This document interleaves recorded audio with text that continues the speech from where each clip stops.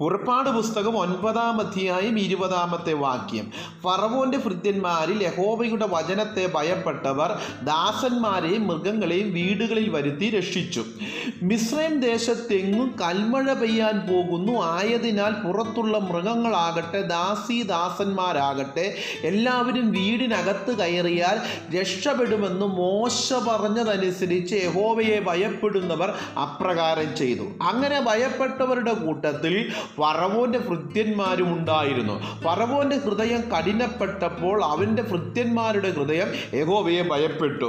ഭയപ്പെട്ടവർ കൽമഴയിൽ നിന്ന് അവർക്കുള്ളതിനെ രക്ഷിച്ചു. കഠിനപ്പെട്ടവർ അവർക്കുള്ളതിനെയും ഇല്ലാതാക്കി. കഠിനപ്പെടുന്നവർ ശിക്ഷിക്കപ്പെടുമ്പോൾ ഭയപ്പെടുന്നവർ രക്ഷിക്കപ്പെടുകയാണ്.